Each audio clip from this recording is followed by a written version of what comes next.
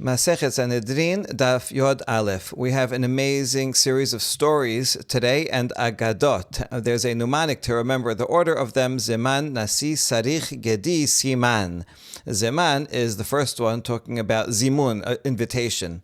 Tenor Banan, En me'abedin et hashana ela bimzumanin la. One cannot intercalate the year except by people who are invited. They have to be invited by the Nasi. It's really together, Zeman Nasi.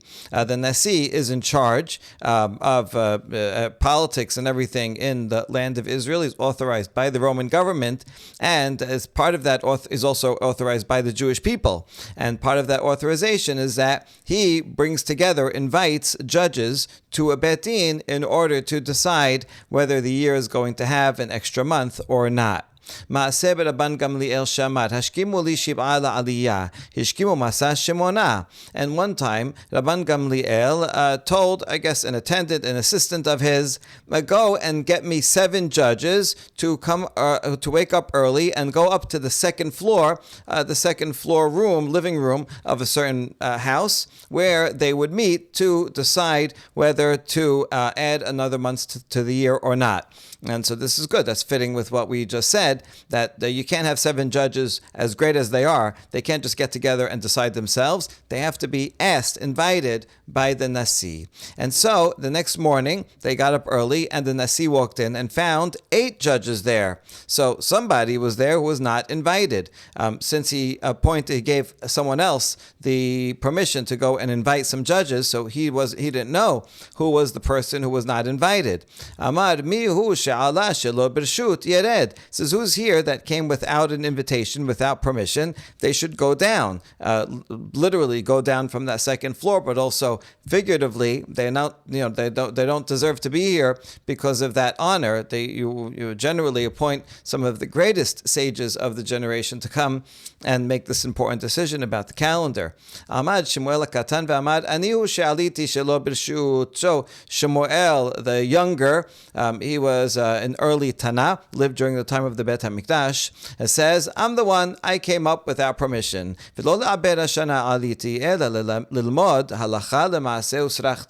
But I didn't come here to vote about the calendar. I came to learn practical halacha. I want to know, how does it work? What are the deliberations?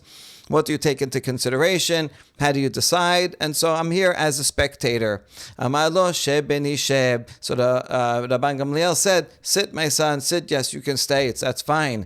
Reuyot kol hashanim kulan lit'abed al yadecha. Ela amru chachamim en me'abedin et hashana ela bimzumanin la. You are worthy that every year you could decide whether we add a month to the year or not. You are the greatest of sages, and so definitely you are worthy. However, what can I do? The law is that the rabbi said, and we only intercalate the year based on those who are invited, and we only invited 7 people, so you weren't invited. But he shouldn't take it as an insult that he wasn't invited. Really, he is very worthy. Now the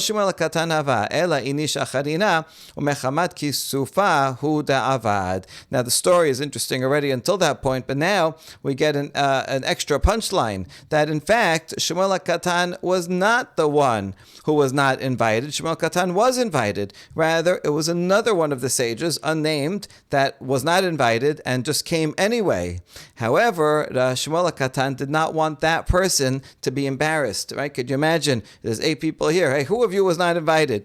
And one said, oh, it's me. I don't know. So they came for some reason. They thought that they should be they should be part of it. They heard about it somehow. And now the person will be embarrassed in front of all their colleagues and in front of Rabban Gamliel to say, I'm the one that came in uninvited. Shemuel Katan really was invited, but in order to save face for that other person, he said, oh, I was the one that was not invited, but I just want to sit here as a spectator. So that shows great righteousness and piety, that he looked out to save someone else from being embarrassed. We're going to see a few more stories that are all in line with this lesson. Rabbi Yehuda Nasi one time was sitting and teaching, and he smelled a smell of garlic. Amar misha achal shum yeseh. He says, whoever ate garlic has to leave. It bothered him. The smell was too overwhelming. Amad Rabbi Chia v'yasa. Rabbi Chia got up and left. Amdu kulan v'yaseuhu. But then all the students left. They didn't want Rabbi Chia to be singled out, to be embarrassed, and so they all left. Bashachar mesa'or Rabbi Shimon b'Rabbi l'Rabbi Chia. Amar le atahu shesi'arta le'aba. The next morning, Rabbi Shimon, the son of Rabbi, came up to Rabbi Chia. Rabbi Chia, you're the one that disturbed my father. You came to the lecture smelling like garlic. You shouldn't have eaten so much garlic, or you should have, washed it down. And how could you do that? How could you bother my father by coming and sitting in front of him with bad breath like that? Amar lo teheh kazot b'Yisrael. Rabbi Chia says that should never be done among the Jewish people, meaning I was not the one that had the garlic breath. Rather, it was someone else. But Rabbi Chia did not want that other person to be embarrassed. Imagine a whole room full of students and say, who has the bad breath here? One person gets up and walks out. All right, that person will be embarrassed forever. So Rabbi Chia said, "Oh, I'm the one," and he left. And then everybody else actually did the same. And so that way he saved everyone from being embarrassed. Now, how did Rabbi Chia know to do this? What was the story that he heard, and based on which he figured out how to do this? I mean, I guess you could figure out on your own, but to do it so fast, right? To immediately take the blame upon yourself in order to save someone else from embarrassed, makes sense that he heard another story and he followed suit. And so the answer is Rabbi Chia learned it from Rabbi Meir.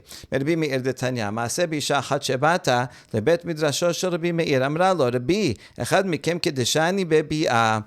One time, there was a woman that came to the Bet Midrash of Rabbi Meir. Rabbi Meir is there, he has many students there, and she said, Rabbi, one of your students did kiddushin with me through bi'ah, and she doesn't know which one it is. Somehow that happened, and now this guy who did this is not coming forward, and now she's stuck. So she's asking either whoever it is should come and continue and do nisu'in, so we'll be married, or if he changed his mind, which apparently he did because he is not continuing, then he should give me a get, and that way I can go marry someone else, right? So this would be an embarrassing thing.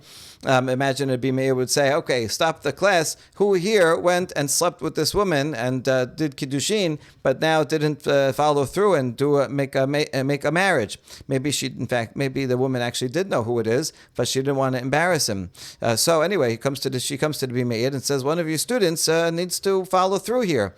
Amad Rabbi Meir v'chatav la get kidditut v'natan la amdu v'katbu kulam v'natenu la. So Rabbi Meir himself wrote her a get. Of course, Rabbi Meir is not the one that did kiddushin with her, but he wanted to set an example. And so that's in fact what happened. All of the students, they all wrote a get to her. So now, there's 20 students there, they all wrote her a get. Now among them is the one that perpetrated this thing, but he is saved from embarrassment because now everybody does it. This reminds me of nowadays that we do the RCA prenup, and for every wedding that I do, we make sure that the husband will sign it. Not because we're worried about any particular husband, that this guy is going to be a lowlife and withhold a get from his wife or use it for extortion, but you can't just do it for people that you suspect are going to do that. So you do it for everyone, and then no one's embarrassed. So that's why it's important to require doing that for everyone.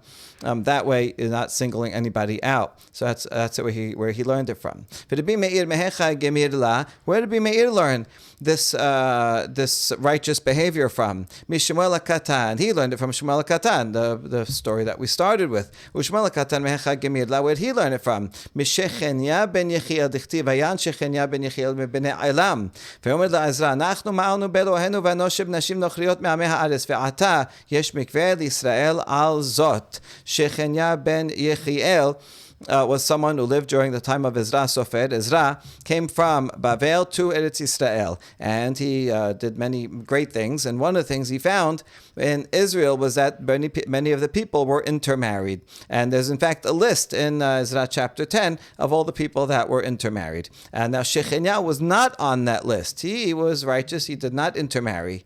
However, when Ezra said, what's going on here? Why is everybody intermarried? Right? Who's intermarried? So Shechenya said to to Ezra, we have sinned to Hashem, and we have married women from of the people of the land, but there's hope for Israel, right? We're going to solve this problem, and which they do. Now, he himself did not sin, but nevertheless, he got up and said, we sinned, in order not to embarrass any of particular people who did sin, right? So that way we have a general admission of guilt, and then they'll go and solve the problem individually so that people don't have to get embarrassed. And so this is, again, another great lesson, and also similar to how we say vidui, right? Ashamnu, bagadnu, we all get up together and we say that we sinned, so that we take collective responsibility, and not that each person in the kahal gets up and says, oh, I did this, someone else says, I did that, right? It's bad enough that a person sinned.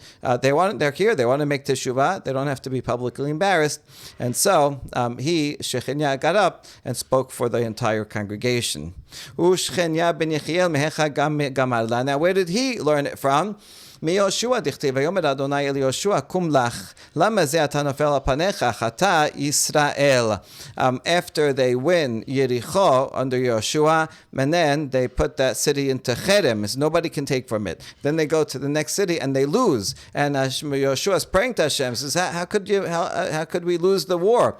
How come you didn't help us? And Hashem tells Yehoshua, right, get up from praying.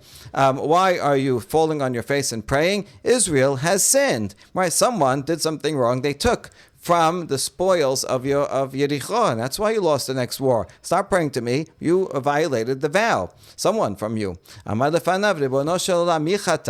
says, who did it? Who sinned? Tell me. I'll take care of them. And Hashem says a very surprising line. Do you think that I am a tattletale? Am I a talebearer? What do you think I'm going to say? Hashem says I should point fingers at the person that did it and embarrass them? Hatel godalot. No, instead, go do a lottery and figure it out yourself. Now, a lottery also is divinely guided. It's not completely random, because if it was random, you wouldn't find the person. But it's a more indirect, circumspect way of finding out who it is, and it also gives a chance for the guilty party to come forward. Now, when he sees that they're doing gadalot, and it's going to zero down to this clan, this family, so that they can come forward. And Yehoshua in the end does ask him to achan, to confess. So the point is here, it's actually not from what Yehoshua did, but from what the proof is from what Hashem did. Hashem did not, even though someone was guilty, he did not point to that person and say, this is the person that's guilty. Rather, he said, you have to figure it out on your own. I'm not going to embarrass a person. So again, even though they are guilty, we still want to save the person from embarrassment. And others say that we learn it from Moshe, that Hashem tells Moshe, how long do you, plural, me'antem, refuse to keep my mitzvot? Now this is after the man fell, and a few people, went out on Shabbat to collect man. And Hashem says, how long will all you, to the entire congregation, will you not be doing the mitzvot? Rather than, Hashem does not go and name, this group, these 20 people, how long will they not do anything? Rather, Hashem says it in a general way. And so that's important also. If there's a teacher in a classroom or a boss or a rabbi or something, and someone does something wrong, then you should not get up and name names, but rather speak generally that there are some people who have done such a thing, and this behavior should stop. So you can give a general rebuke without having to embarrass the particular people. That's an important lesson. Since we mentioned Shemuel HaKatan, we're going to talk about another story where he's involved as well. Tenora Banan, Mishemetu Nevi'im Acharonim Chagai Zechariah Malachi Nistaleka Ruach HaKodesh Misrael V'af al Pichen Hayu Tameshin Bebat Kol. Braita teaches that from when the last of the Nevi'im died, and they are Chagai Zechariah Malachi, there is no more Ruach HaKodesh in Israel. That level of prophecy has ceased. Nevertheless, the sages, when they wanted to figure out what Hashem wanted from them, they would use a bat kol, a heavenly voice, an echo. Bat kol literally means a daughter of a voice. So it's like an echo, a divine echo that would tell them what's going on. So it's not at the same level as the Nevi'im or Ruach HaKodesh, but it's a lower level. פעם אחת היו מסובין בעליית בית גוריה ביריחו וניתנה עליהם בת קול מן השמיים. One time, the sages were all together and reclining on the upper story of this house of Guria in Jericho. Probably this was a mansion that belonged to a rich person, and he invited the sages to come vacation or get together and learn Torah there. Then, while they were all there, a bat kol came out from heaven. Yesh kan echad שראוי שתשרה עליו שכינה כמשה רבנו, אלא שאין דורו זכאי לכך. There is one among you that it would be worthy that the Shekhinah should come upon him on the level of Moshe Rabbeinu, a very, very great sage. However, his generation, it does not merit. The generation is not good enough, and that's why this individual, though personally has great potential, was not able to rise up to that level because the generation wasn't worthy of having such a great person among them. After they heard that bat kol, everybody turned their eyes to Hillel HaZaken, then they knew that the bat kol was referring to him. He was the greatest sage among them. אמרו עליו, חסיד, ענב, תלמידו של עזרא. When Hillel died, then they would eulogize him, and they would say, oh, what a great pious person, how humble he was. He was a disciple of Ezra. Ezra, that's Ezra Sofer. He himself, the rabbis say, was worthy that the Torah would have been given to him, except that Moshe happened to come first. But otherwise, Ezra was that great, and so now we're linking Hillel as the next person in that chain.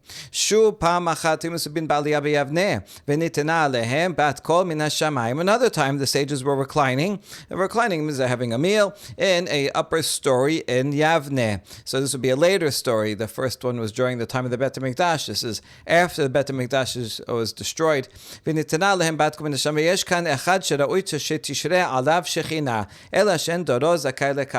Same thing.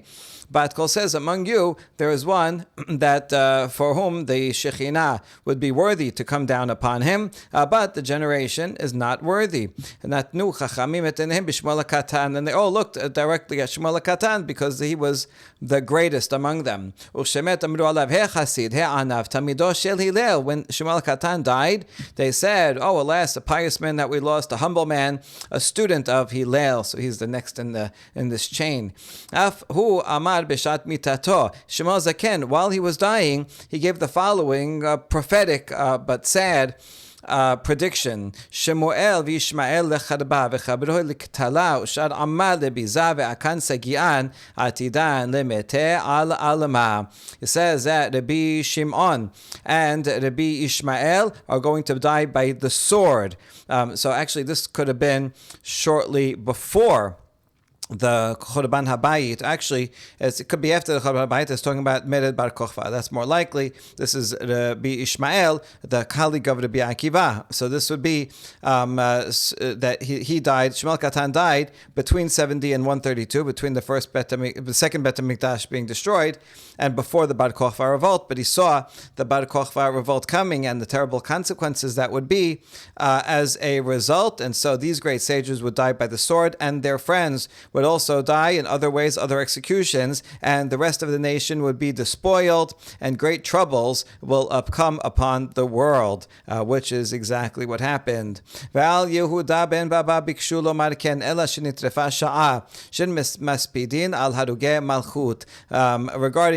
ben Baba, they also wanted to eulogize him in the same way that they did to the others. Chasid, Anab, Tamido Shel, someone.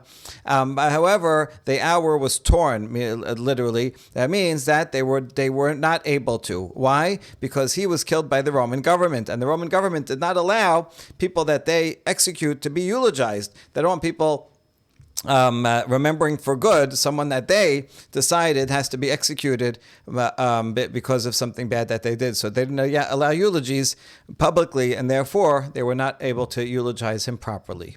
Tenor Banan en me'abedin et hashana ela im ken yirseh nasi. Now back to the halacha that we cannot intercalate a year unless the nasi of Eretz Yisrael gives his permission to do so. Ma'aseh Rabban Gamliel shalach litol reshut etzel hegmon echad shebesuria v'shahal lavo. One time Rabban Gamliel traveled up north to get permission from the general in Syria. Could be that he's getting permission to intercalate the year. He might have needed the permission of some Roman officer, because if they add another month, then that will have consequences for taxes and things. And it took him a long time to get back. And the sages then didn't know what to do because time was running out and they had to decide. So they did it on condition. They said, we're going to add another month on condition that when Rabban Gamliel comes back, he agrees to it. And in fact, when Rabban Gamliel came back, he says, yes, I in fact do want it to be have an extra month, and so it was a fat year.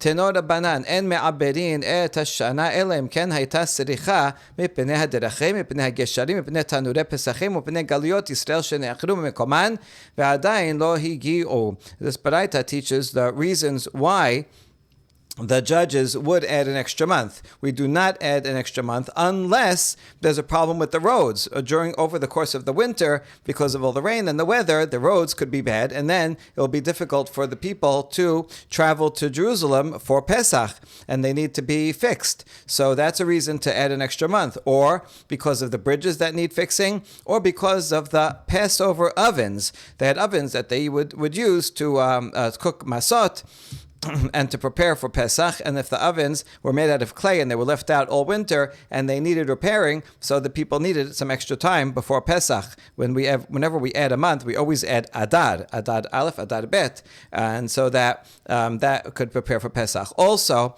if there are people from diaspora that already started traveling, they left their place, but it's taking them a long time to come, and they still haven't come. So then the judges will look around and see, they need some extra time. Those are all valid reasons to add a month. However,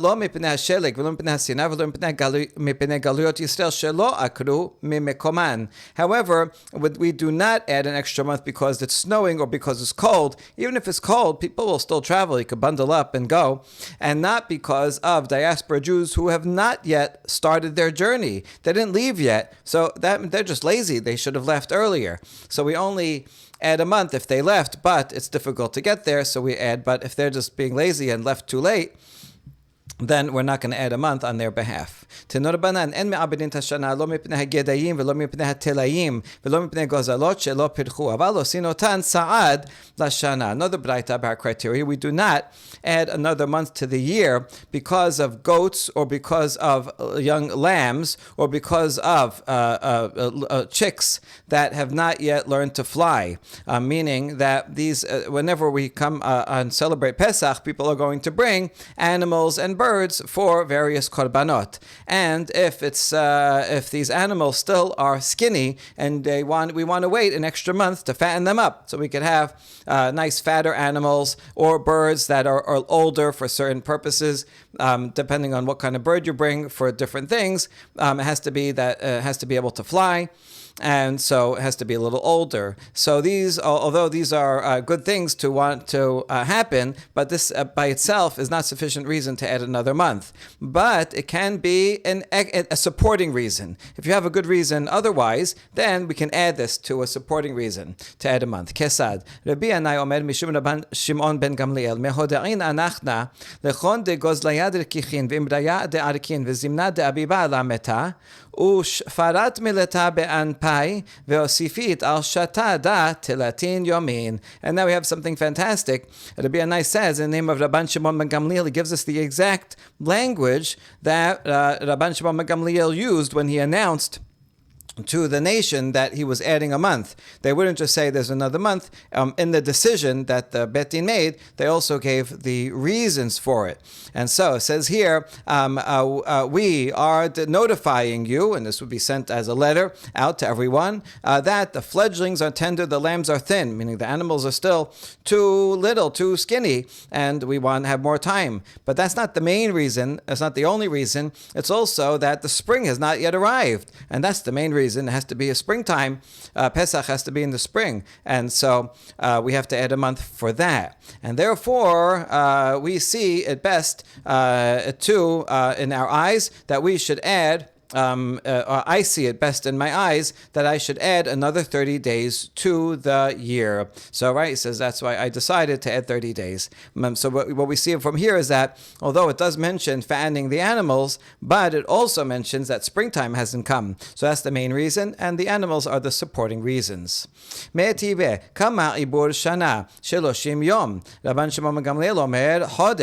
now have a challenge from a different Baraita that asks, when we add a month, how many days do we add if we add a second Adar? And the Tanakh Kamas is 30 days. Rabban Shimon ben Gamliel says Chodesh, month, meaning a standard month. Standard month, they mean 29 days. And there's a challenge because over here, Rabban Shimon ben Gamliel himself says in the letter that we decided to add 30 days. But in this Baraita says that when we add a month, we add 29 days. And the answer is Amar Papa, Rasu Chodesh, Rasu Sheloshim Yom. Papa says actually the Bet Din can decide whatever they want. Standard might be this or that, but if they decide we want to add 29 days, they do that. But if they decide, you know what, we can use an extra day besides that, then they decide 30 days. So even though Rashbag says standard is Chodesh, but in that case they decided, you know what, we're not going to go standard, we need 30 days, and we needed one more day, and that's what he did. And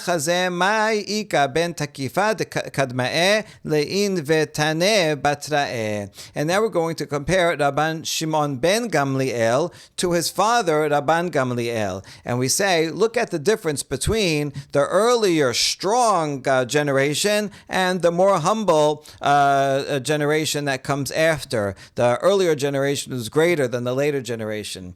And it's because, but it's going to be a long baraita. But the point is that in the earlier generation, in the later generation, Rabban Shimon ben Gamliel said, therefore I have decided to add 30 days. He says it just in his own name and doesn't say we. Whereas we're going to see Rabban Gamliel, his father, when he made a similar declaration, said we, including not only himself, but also all of the other judges. De Tanya, Ma'aseh Rabban Gamliel, Shehaya, Yoshev al Gab Ma'ala, בהר הבית, והיה יוחנן סופר הלז עומד לפניו, ושלוש איגרות חתוכות לפניו מונחות. Rabban Gamliel was sitting on the step of Har HaBayit, and there was Yochanan, the scribe, that was standing before him, and he had three blank sheets of parchment in front of him. Amar lo tol igarta chadas. He told the scribe, take one of these parchment papers and write the following. Uchtov, lachana b'nei Gilila ila'au, lachana b'nei Gilila tata'a, shlomchon yiskeh. To our brothers in the upper Galilee and to our brothers in the lower Galilee,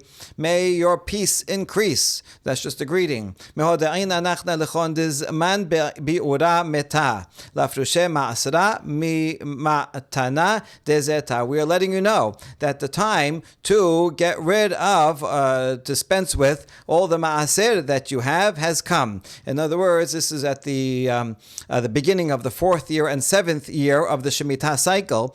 We make an announcement, like the Torah says, "Bi'arti hakodesh min habayit," that any maaser that you owe, that you might be keeping in your house. So let's say in the first year you separated from maaser, but you're keeping it on the side and you haven't given it to whoever you're supposed to give it to, and the second year and just staying around, that's okay. But by the end of the 3rd year, then you have to distribute it to the Levi or to the Ani, or take it to Jerusalem and eat it there, depending on what kind of maaser it is. And so he's writing this letter either in the beginning of the 4th year or beginning of the 7th year to let them know that any olives that they have that are lying around that they have to give as maaser, they have to get it out of the house and give it to the right person. It happens to be in the Galilee, that's where most of the olives were grown. So that's why he sent a letter there regarding the olives.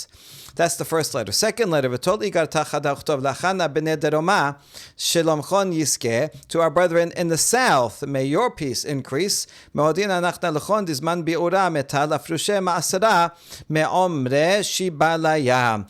we are letting you know that the time of Bi'ur, it's the same time, same year, has come, and therefore you have to separate the maaser from the grains. Most of the grains were grown in the Judea region, and you have to make sure to separate that and get them all out of your house and give it to whoever you're supposed to give it to. So we learned from here, by the way, one of the jobs of the Nasi was to oversee that everybody was following the halacha correctly. Not everybody knew all these laws, and so the Nasi would send these letters as reminders. Galvata bebavel achana de b'madayil shan kol galvata de Yisrael shalomchon yiskel le'alam. And the third piece of parchment he told the scribe to take it and write to our brethren in the diaspora, in the galut of Bavel, and to our brethren in Madai, and to our brethren in all the other diaspora, your peace should increase forever. We are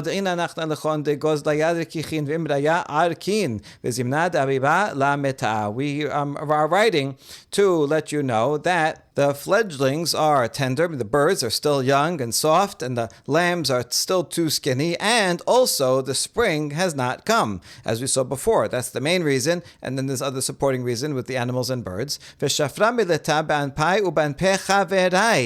the matter seems fitting in my eyes and in the eyes of my colleagues. He adds his colleagues. And therefore, I have decided to add 30 days to the year. We're adding a whole month of 30 days. And so we see that he says not only in my eyes, but he includes his colleagues, all the other judges and those who helped him decide that. So you see that the older generation was stronger in their humility. However, we say, no, not necessarily. It could be that Rabban Gamliel was writing this after he was removed from being the Nasi temporarily, and they put in Rabbi Elazar ben Azariah. And then when Rabban Gamliel made teshuvah, he apologized to the other sages who he had insulted, then they put him back as Nasi, but they kept Rabbi Elazar ben Azariah as a co-Nasi, who was, and they shared the position. So because he shared the position, maybe that's why he wrote, in my eyes and in the eyes of my colleagues, but that's only because he was sharing the position after that happened. Still, even so, he got back his position because he recognized that he has to include others and not be so top-down authoritarian. And so in any case, he put in this language of me as well as my colleagues. תנו רבנן, על שלושה דברים מעבדים את השנה, על האביב ועל פירות האילן ועל התקופה. Another braita teaching us the reasons why we would add an extra month to a year, and there are three reasons that we would do so. Number one is aviv. Aviv in modern Hebrew means spring, but here it's referring to the ripening of the grain, which happens in the spring. So if the grain is not ripe yet, then you don't want Pesach to come, because Pesach is when you bring the Omer on the second day of Pesach, and it's from that point on that you can now begin to use all the grain that grew in the previous year. But the grain is not yet ripe, so you can't even bring the Omer from the grain of this season. And so it's better to delay it 1 month, and that way the grain will ripen, and then you bring the Omer, and then you can use all that grain, and you can bring the Omer itself from the grain that is now ripe. And furthermore, for fruit of the trees, if that is not ripened yet, that's a reason to add a month. And also regarding the equinox, you want to make sure that the autumn equinox will be before Sukkot, and the spring equinox also will be before Pesach. We only add a month if 2 out of these 3 factors are in place, but not just for one of them. If it's only one of them, That's not good enough. Ubizman she'aviv echad mehen hakol semechin. When the ripening of the grain is one of the two reasons why we add a month, everybody is happy, because if the grain is not yet ripe, then people don't mind waiting another month, because they can't use any of that grain anyway. So they would actually prefer to let it ripen, and then you bring the omer later, and then you can eat of all that grain that now just became ripe. So that's good. Everybody's happy. Rabban Shimon ben Gamliel omer ala tikufa. So now the Braita continues and says, Rashbag says regarding the equinox. Regarding the equinox, what? What did he mean? Ibaya lehu ala tikufa semechin or ala tikufa me'aberin? Did he mean that if they delay the next month because of the equinox, does he mean that everybody's happy because of that? Maybe I guess they would be happy because that means that Pesach is in the right season and Sukkot is in the right season. Pesach especially has to be in the spring. Is that what it means, that they're happy? Or does he mean that the equinox itself is enough of a reason alone? Doesn't have to be 2 out of 3. If one of the reasons is equinox, then that's all you need. So we're not sure what Rashbag meant when he said al tekufa, and we leave that standing teko. Tenor banan al shelosha rasot ma'abedin tashana Yehuda ve'eber hayarden ve'hagalil. We take into account 3 different areas when we decide whether we need to add a month or not, and that is Judea, the other side of the Jordan here, and the Galilee. We look at the grain and the fruit that is ripening, and if it's not ripe in any of these places, so that we'll take into account in order to push the month ahead. And we take 2 out of 3. If 2 out of these 3 areas the grain is not yet ripe, so then we'll push then that'll count as a reason to push it out. But if only one of them, then that's not enough of a reason to add an extra month. With Now,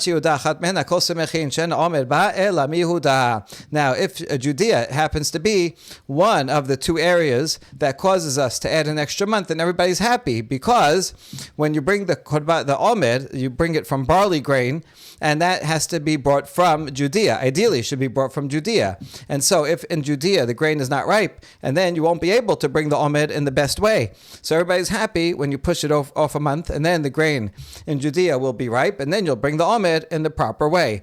Whereas if you don't, then you're going to have to bring the omer from somewhere else, and that's not the right way to bring the korban ha'omer, and that's why everybody's happy to push it off. Tenor banan en me'aberin tashana ela bihuda im iberuha begalil me'uberet. When the judges get together to decide the year, the calendar, they should get together in Judea. If they do that, then it's good. However, if b'di'avad, they did it in the Galilee, b'di'avad, the year is intercalated. However, Chananya from Ono testified that if they do it in the Galilee, even b'di'avad, the year is not intercalated. Amar Rabbi Yehuda bered Rabbi Shimon ben Pazi. My Tama de Chananya ish Ono. So Rabbi Yehuda, the son of Rabbi Shimon ben Pazi, says, what's the source for Chananya ben Ono to say that you cannot do it in the Galilee, only in Judea? Markera l'shichno tidreshu ubata shama kol drisha shata doresh lo yu ela b'shichno shel makom. The pasuk in Devarim says, his abode shall you seek, and there you shall come. We should seek Hashem in his abode. Where is his abode? It's in the Bet HaMikdash, which is in Jerusalem. Which means any didisha, any pursuing any area of halacha to make a decision, you should come to the place where Hashem resides, which is in Jerusalem, and therefore you have to do it in Jerusalem only. When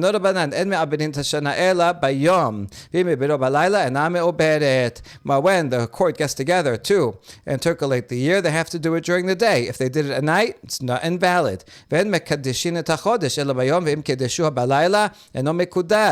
furthermore, they have to sanctify the new moon during the day. And if you do it at night, then it's not sanctified. Amar Rav Abba, Maikera, what's the source? Rav Abba asked, Tilchu b'chodesh shofar b'kese l'yom chagenu. Ezu chag she'chodesh mitkase bo, heve omer ze Rosh Hashanah. We learn it from a pasuk in Tehillim that says to blow a shofar on the month. Chodesh here means new moon, on the hidden one for our festival. So I mean the hidden one. When is a holiday where the moon is hidden? That's Rosh Hashanah, which is in the beginning of the month, the first of the month. Other holidays are in the middle of the month when it's a full moon.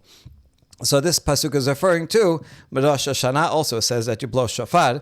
K'uchtiv ki chok leYisrael hu mishpat Elohei Yaakov ma mishpat bayom av kiddush hachodesh bayom. And the next pasuk right after that says that this is a statute for Israel, a judgment of the God of Jacob. And so then, since the next this pasuk talks about mishpat, so just like regular judgment has to be during the day when you adjudicate a case, has to be done during the day, so too sanctifying the moon has to be during the day. And from these pasukim being back to back, so that's how we learn that like mishpat, so too for the new moon has to be adjudicated during the day. Baruch Adonai leolam, amen ve'amen.